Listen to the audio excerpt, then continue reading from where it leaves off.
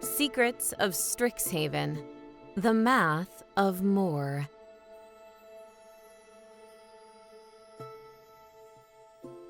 Zimone Wola thought her life was supposed to start by now.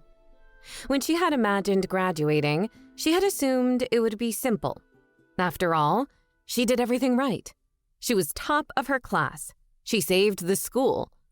She spent her thesis with the firemind himself. But now, she is hunched over the icebox, rummaging for leftover greens for her noodles. There's a bundle of kale in the back. Kale goes with noodles, right? It does tonight.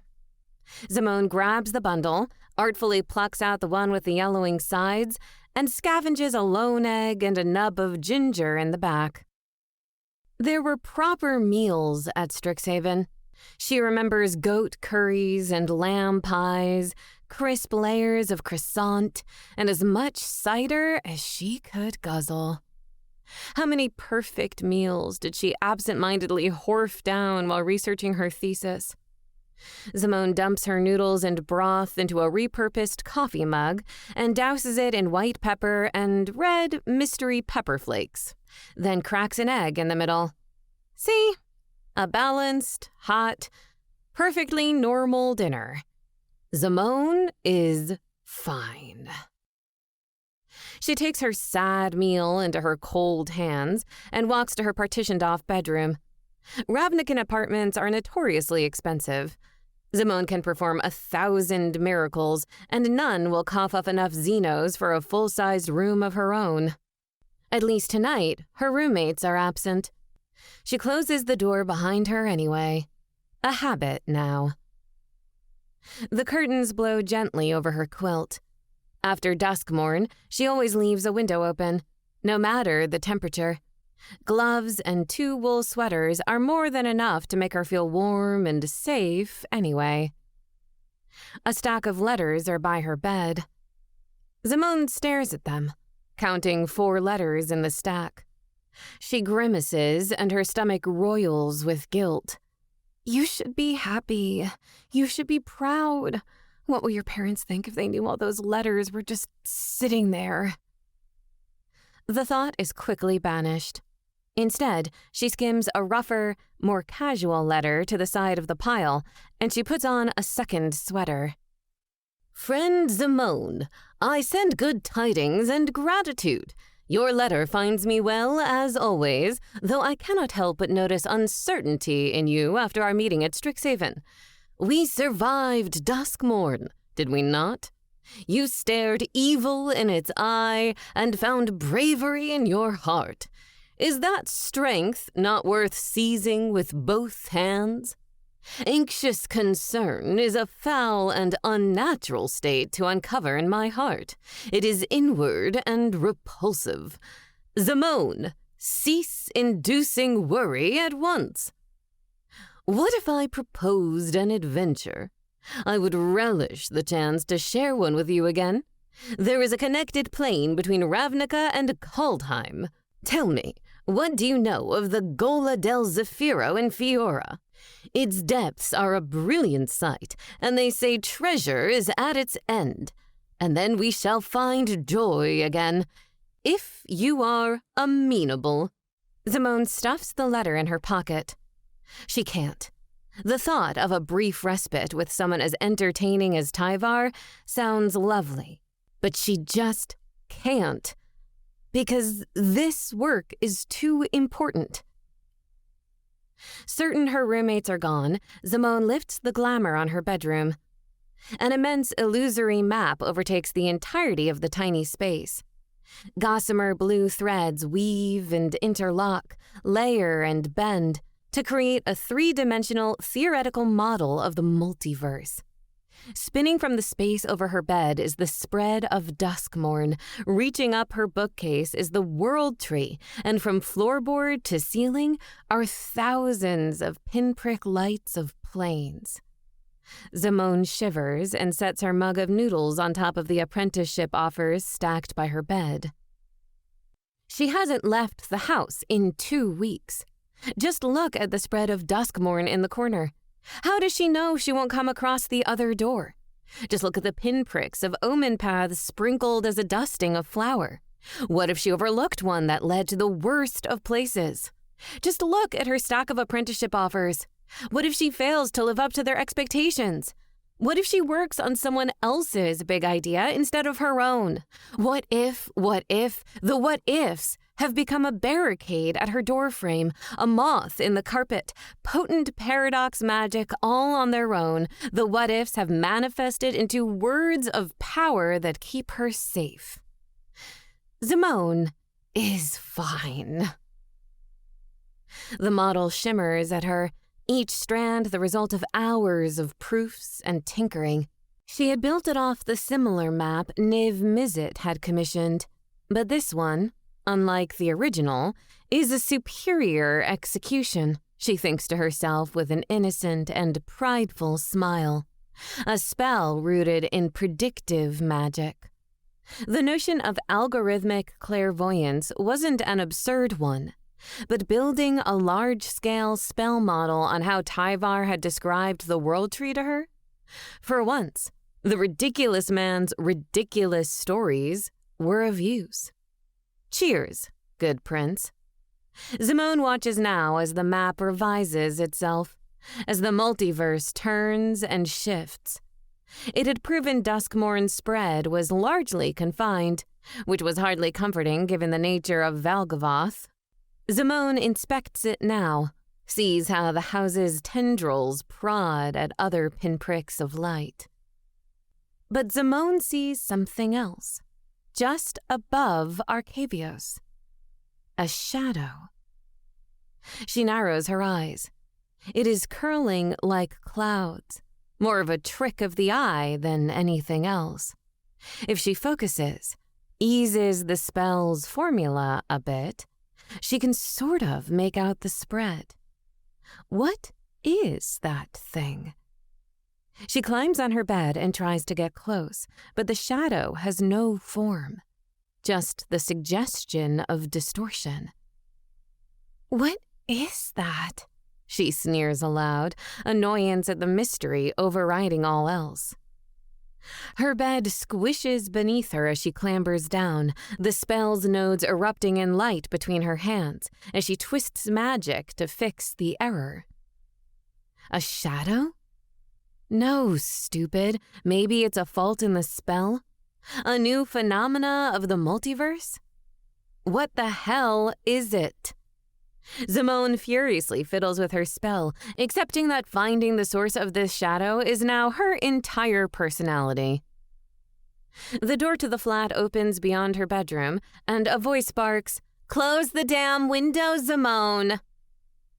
Zimone ignores her roommate and puts gloves on. She had tooled it to track the spread of Duskmorn like a disease. But is Duskmorn causing that shadow? Is the shadow forming without direct contact to the original plane? If so, what does that mean about the spread of Duskmorn from one plane to the other? And if it isn't Duskmorn, then what is it? Her bedroom door opens. She snuffs the model back under the glamour. Her roommate, Abatha, is at the door, still in her wool coat. She's frowning, the tip of her nose rosy. Her brown hair is tied back in stylish twin loops, her eye makeup 2 tasteful dots below her eyes. Zimone had grown jealous of Abatha. Esthemancy jobs in the high-end shops of Tin Street were hard to come by. "You got a letter." Zimone takes it. The mark on it catches her eye. It is from Niv Mizzet. "Congratulations! You can pay rent after all," Abatha says. "Now close your stupid window." She leaves. Zimone opens up the letter. Zimone Wola, the Omen Path project awaits your response to the offer of apprenticeship. You will work under the Lumia-Vaj testing methods of transplanar proximate disarticulation. Respond within 24 hours. The Firemind and Guildmaster Zarek have recommended you for this program. Do not disappoint them. Respectfully, Chamberlain Mari. Zimone's anxiety spikes. 24 hours to say yes, she'll do someone else's work. 24 hours because she has dallied too long in responding. The cold air is comfort that she is safe from the house, but the letter is a reminder that she cannot remain on her own forever. Zimone is safe. Zimone's status is unstable.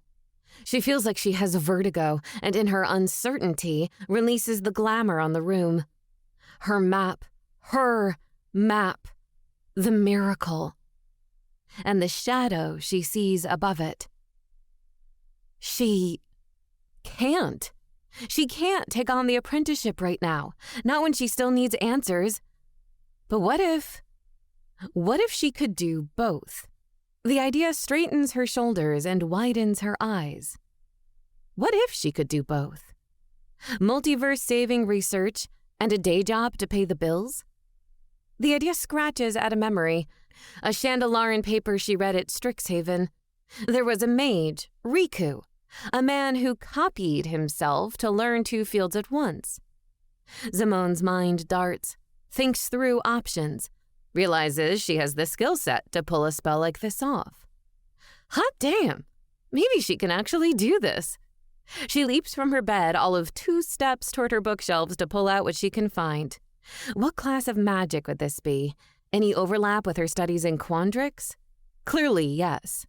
Duplication would fit with prestigial theory, visions, doubles, tricks of the eye, specifically miragial manifestation, illusions made real. She needs 2 of her. The magic is preposterous, but prestigial theory is preposterous. She's only ever read of a handful of mages who can even attempt the level of telepathy and illusion magic required, and all of them are warlords.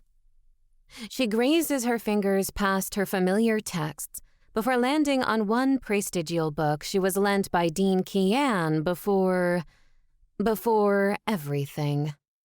The book is still fresh, not a crease or mark on its pages. Zimone is pleased. All she wants is to get some version of her to cover what she doesn't want to do, while the rest of her focuses on solving the mystery in her model. How to achieve both goals at once. Zimone frames for herself. She reads. The first way, creation of a person, makes her gasp. A marathon of spell work without food, water, or stopping, and ending with a nightmarish trade. The cost of the spell makes her squirm. No, too elaborate. She doesn't need to make an entire person. It would not be worth it. The second way seems promising. Division. She could divide up parts of herself by cutting out aspects of personality, then manifest them in a physical form. Doable, but risky. What kind of intensive talent would be required to reintegrate them? How much of her would be left on its own? The third way feels best. Duplication. A shallow double made in the inverse.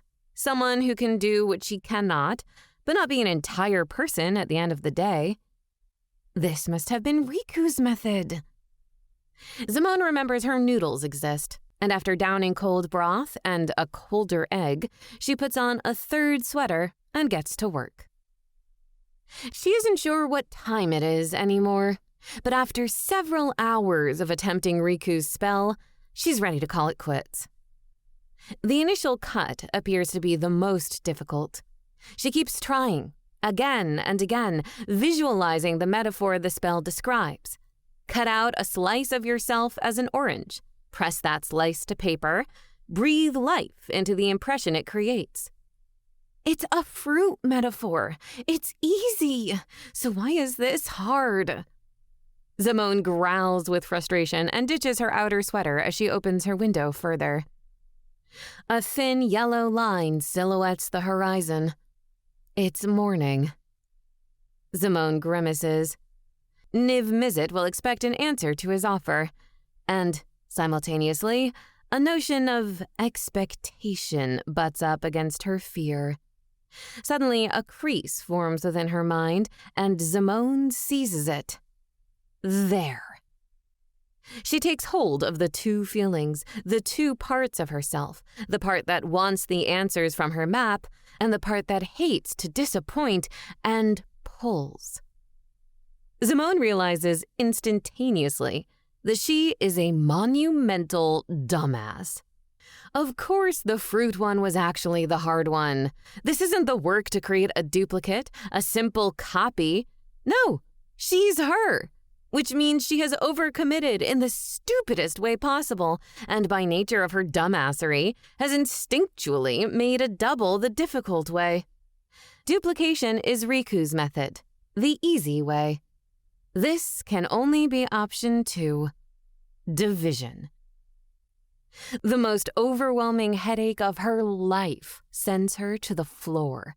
Zimone howls, can see flashes of blue from behind her eyelids, and the more she uses the spell to tear in twain, the more she feels something of herself, outside herself, build matter and take form. It feels like surgery.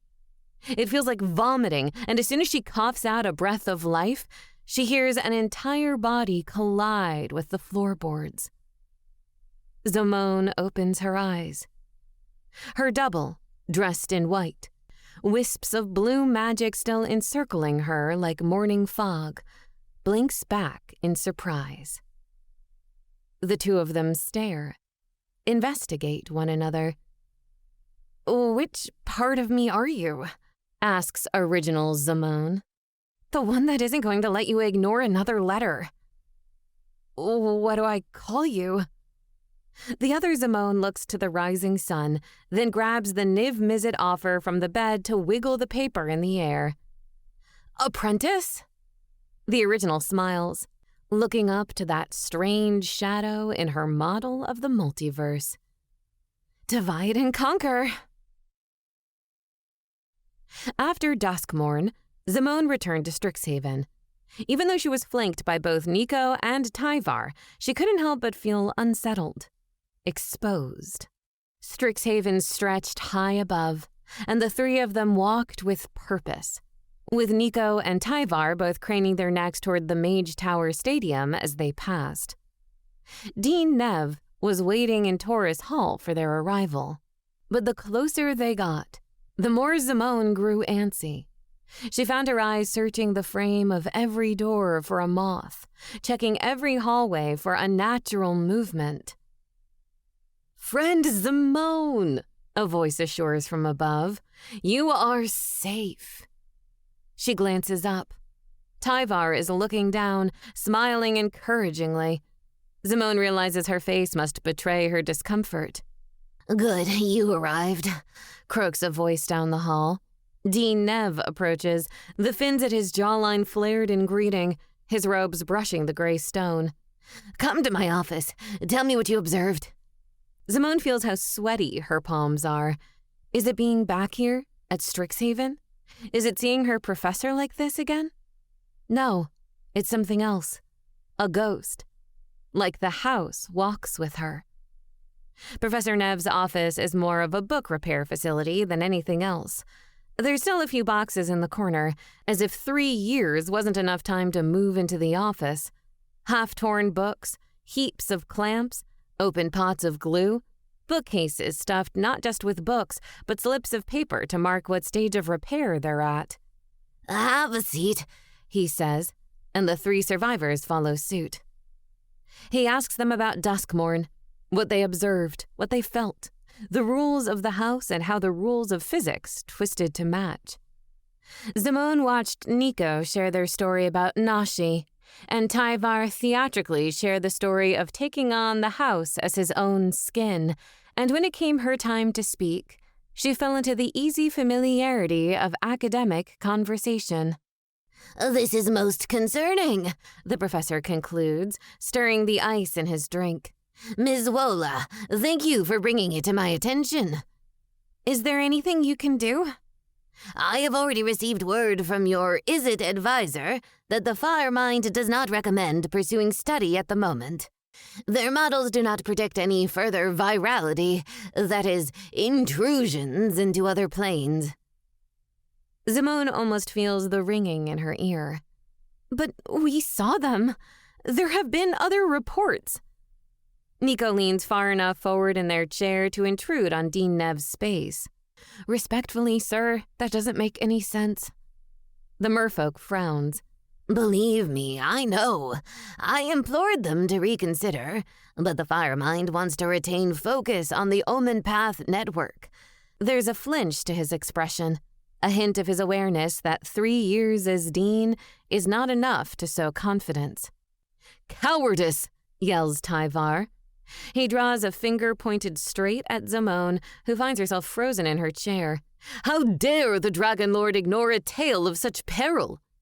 I am sorry, Prince, but this is the reality of our work. Sometimes one area of focus is not as pressing as another. This is the reality of research. He says it so simply, as if there aren't people still trapped inside the house, as if all of Zimone's research wasn't carefully collected and truthfully told. Her breath quickens. The air feels close. Zimone's chest hurts, and she needs to be home. She needs to be safe. She needs to never look Niv Mizzet in the eye again. Her panic is so intense, she doesn't even notice the prince next to her place a hand of ice to her forehead. Zimone's first 2 weeks of duplication are spectacular. She's been able to stabilize her model, clarify the shadow growing within it, avoid her roommates, shower. It is an hour past dinner, and she managed to make something other than eggs or noodles for the first time in months. The sun has been down for hours, and by the time she's heading back to her freezing cold bedroom for round 6 of spell calibration, her double finally arrives home. Apprentice Zimone leaves her coat on as she arrives, bags under her eyes and a smile on her face. "Hello, me," she says wearily. "Hey, me," Zimone says back. The apprentice drops her bag and heads for the fireplace. She doesn't need to eat. Thank goodness. Until her first paycheck, they can only afford to feed one actual body. The apprentice groans a bit as she sits down and pulls out a leather-bound folder. "Do you have to work?" Zimone asks. The apprentice nods. "We couldn't have done both. This was the right call." The papers drift to either side of her lap. Zimone eyes them warily and snugs her outermost sweater around her. The air is getting colder. Winter is close. The apprentice catches Zimone's eye. "You sure you don't want to come in and see what we're up to?" A memory. Heart pounding, chest tight, the solidity of the ground drawing her downward. Some part of Zimone still tenses with the panic she felt back on Strixhaven. "No," she says quickly. "I'm about to make a breakthrough." The apprentice understands, because she was once part of Zimone, and she respectfully turns to the dining room table. "There's a problem," the apprentice says in a soft voice. Zimone hates it when she does that, purposefully mute herself when she wants to say something uncomfortable. Spit it out already. "What?" she asks, aware of the edge in her tone. "I won't be paid until next month," the apprentice says, all small and annoying. "What do we do about the rent?" Zimone doesn't know. Her roommates finally moved out. They blamed the open windows, were so apologetic in how they told Zimone it wasn't normal, it wasn't safe. Nobody does this, Zimone. Which was a boon for her peace of mind, but painful for her finances. She could call her parents, but the thought of opening that can of dependent worms doesn't feel worth it. Zimone is an adult, more or less. She can sort this out as any adult would. "We make another copy of ourselves," Zimone concludes. "Naturally," says her doppelganger, absent of concern. "You cover the experiment. I covered day job 1. She can take a second day job that pays better but is less fulfilling. Should be easier this time." Zimone doesn't bother to add that this also means the last part of rent can be covered, until the second Zimone adds, "And you can remain unemployed." Annoying. Why would the other one say it in that tone? She hides her eye roll and crosses to the living room. The air is chilled, curtains gently blowing, blazing fire fighting the temperature behind her. Zimone closes her eyes and feels, this time, for a different part of herself. The part that hopes, the part that drives for excellence. It rests in her mind still and hungry. Zimone seizes the feeling and pulls with her magic, up out of her chest, rips it through her throat. It's easier this time. The bile is familiar now, the roil in her stomach an expectation rather than a surprise. But this time, her heart aches, like her body knows she's rending part of herself away like a severed limb. The magic in her crawls up, demanding escape, and Zimone feels it pass through her sternum and drop to the floor as she coughs. The new Zimone sits herself up, violet sweater dangling from one shoulder. She looks around, bleary and new. "You," Zimone says between wheezing and spitting. "You want a job?" The second her on the ground wipes her mouth, fumbles with her newly materialized glasses. She takes a moment, blinks, and finally smirks. "I want 3. Zimone's next week is irritating. The two doppelgangers are out in the world, one achieving her dream, the other aggressively achieving, and from under 2 sweaters, Zimone is getting annoyed. Is her voice that annoying? Does she really never relax? Worst was dinner time. Now that she technically had 4 jobs, Zimone could finally afford good produce, quality eggs, the nice bread. And every time she brought it home, she was irritated by company. Apprentice Zimone would insist on sitting at the table despite not needing food. And overachiever Zimone, what else was she to call her, would suggest increasingly indulgent alternatives to whatever she was eating. It was annoying. It was rude. It made Zimone increasingly self-conscious. Did all of her friends notice as she never shuts up about her workday? Did they all secretly hate the way she started every sentence with, "Look"? Zimone couldn't help but fixate. Their flaws were hers, and with them on the outside, they were now unignorable. "Look, Niv Mizzet wants to know my private research," the apprentice says with a knowing glance. "I told him he can expect a paper on it when it's ready." Zimone feels herself clench. Her instinct, sudden and possessive, says no, she will not share, not when it's getting interesting. And it is getting interesting. All this time at home has allowed her to begin tracking the spread, because the shadow in her model isn't a shadow. There's matter there, the most solid version of it mirrored above Arcavios. Is this a second Duskmorn? Her gut says no.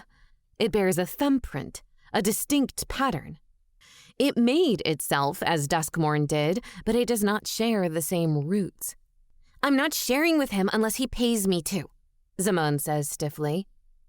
"Atta girl," affirms the overachiever from the desk in the corner. "Again, annoying. Why won't she stop working?" "The right thing to do is to share," the apprentice mumbles. "Look, it's not ethical to hold back information that could help the multiverse." Annoying. "Enough," Zimone barks, clattering her fork to the side of her plate. "I need to work. You two do whatever you do." The apprentice purses her lips. The overachiever hollers, "Already did it," while pulling a fresh sheath of papers from the desk. Zimone needs a real friend.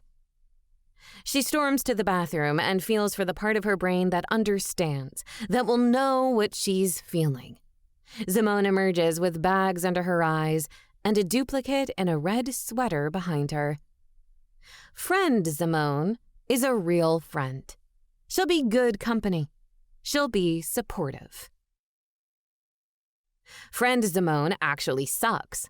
She doesn't know when to stop talking. She critiques, but never offers another option. She does this thing where she always laughs. Like whatever she's saying always has a half-breathy giggle nestled within the sentence. It's infuriating. It's bizarre. She isn't saying anything funny. She's just always on the edge of making herself laugh. Friend Zimone huffs twice, a specter of a chuckle. Look, I was on the way back from the bank, and I was thinking about a way to calculate the spread of the shadow multiverse. She lets out air. Is it a laugh? And I think if we finish our proof, I should be able to duplicate the model.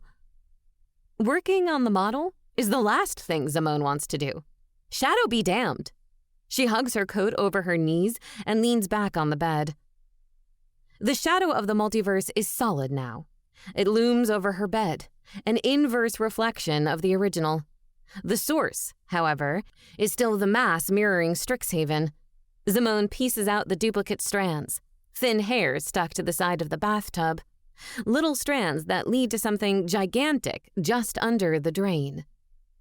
Original Zimone watches her double look up, a smile tugging on her lips. She posits a hypothesis, the kind she knows she can't ignore.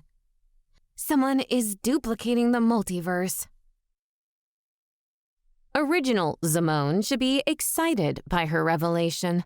She ought to be trumpeting her findings, writing inflammatory pamphlets, rousing rabbles, and publishing her first paper. But all she can do is pace in her kitchen. Who could do this? Not in the moral sense. Anyone could do most of anything if they had the right motivation. More like, who could do this? Duplicating the multiverse would require mastery of a half-dozen forms of spell work. And even if one could memorize everything, the control needed to wield that without turning one's brains to risotto is immeasurable. A monk, perhaps? Something more than your average sapient? A demon? An angel? Zimone pauses. She feels wrong. She feels warm. She flings herself to the stove. Off. Oven? Off. The fire is out in the sitting room. She races to her bedroom, flings open the door. The window is closed. She half gasps, half sobs, and bruises her knuckles, diving over the bed to open it again. Precious, sacred, cold blows in. The outside exists. The sky is real. She can smell her neighbor's dinner, and her heart is beating faster and faster, and she was so close to being captured, so close to death. She can't breathe. She can't breathe. Friend Zimone is next to her telling her she's okay, and Friend Zimone is a useless doorknob. Zimone imagines Tyvar's hand on her forehead, ice cooling her down, the ground firm and solid beneath her. Who closed the window? Her doubles wouldn't do that. I was cold, Friend Zimone says without joy. I'm sorry. Don't you want to go out? Of course I do, Zimone wheezes. Of course I do, but I can't. Why? Friend Zimone asks softly. Because just me wasn't enough. There's a knock at her door. Zimone and Friend Zimone lock eyes. Friend Zimone glances briefly at the door and back, making clear she won't answer. And Zimone wants to strangle her. Are you alive? It's Dina. Zimone bounds out of bed, slamming her bedroom door behind her, racing for the front door. She hurls it open and hugs her friend. Dina follows her inside. Why is it freezing in here? Zimone can't answer. Her friend sighs. I came to check in. Zimone can't respond. She knows she is flustered and gaunt. I've just been working, she half lies. Once I finish my apprenticeship, I'm planning on applying for an associate professorship. Stop, Dina says. She leans forward. What did you do? The bedroom door creaks open. Friend Zimone peeks out, walks through the door, every muscle tight and awkward. Look, I'm going to the library, I guess, she says with a half laugh. And before Zimone can die of embarrassment, her double exits. Dina sighs. Zimone explodes. I can't stand her.